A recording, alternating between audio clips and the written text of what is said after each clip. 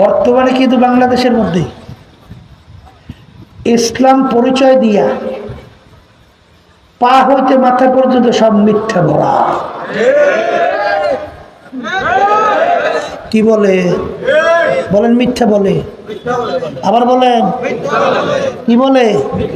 আচ্ছা, এখন আমরা বাজানদেরকে জিজ্ঞাসা করি, আল্লাহ রসুল সাল্লাল্লাহু আলাইহি ওয়াসাল্লামের উপাধি কি ছিল?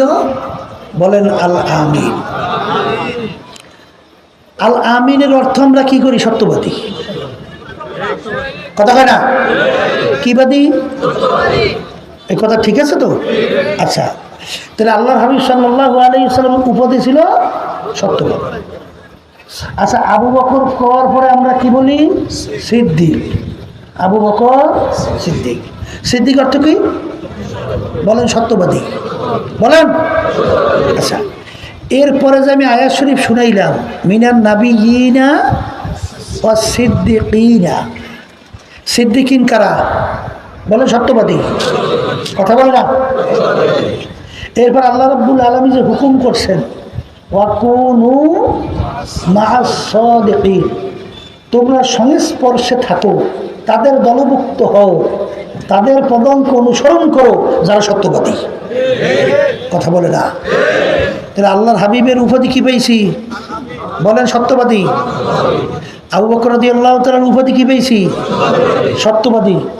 আল্লাহ রাব্বুল আলামিন যাদের উপরে নেয়ামত বর্ষিত হয়েছে এদের ভিতরে এক প্রকার কি? বলে সত্যবাদী। কথা কাটা। এরপর আল্লাহ রাব্বুল আলামিন সম্পর্ক রাখতে বলছেন, দলভুক্ত হয়ে চলতে বলছেন, পদাঙ্ক অনুসরণ করতে বলছেন কাদের? আসতে বলেন। আর বর্তমানে যারা ইসলামের নাম দিয়ে মাথা ওই পাপ সব মিথ্যা, এদের সঙ্গে স্পর্শিত আল্লাহ যাইতে কইছে। আসতে বলে। আর এদের আমলগুলোই তো সব নেক আমল। আসতে বলে। হ্যাঁ, রাখো। যারা মিথ্যা বলে মাসালা সৈন্য রাখেন, যাদের থেকে একবার মিথ্যা প্রমাণিত হয় জীবনে ওর থেকে কোনো হাদিস গ্রহণ করা জায়েজ নেই। কথা কয় না?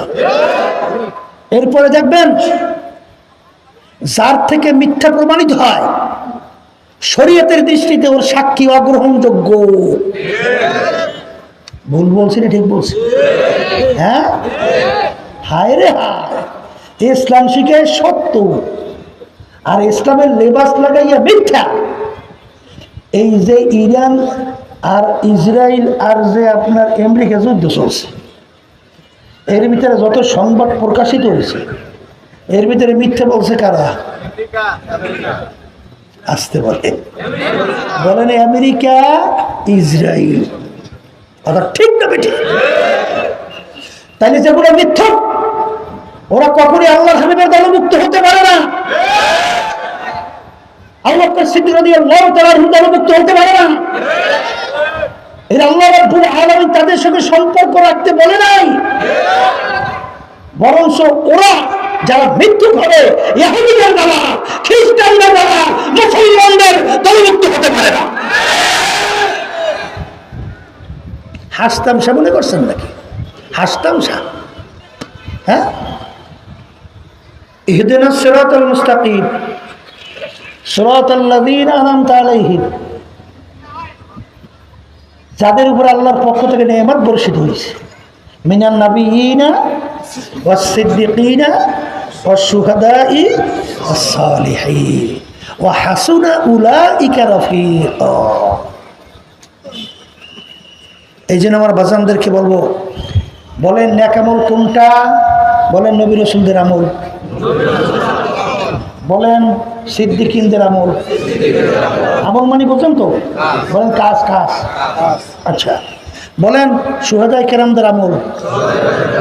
বলেন নেককার পরহেজগার কিয়ামত পর্যন্ত এই সিলসিলাওয়ারি যারা চলবে তাদের আমল। কথা ঠিক কিনা?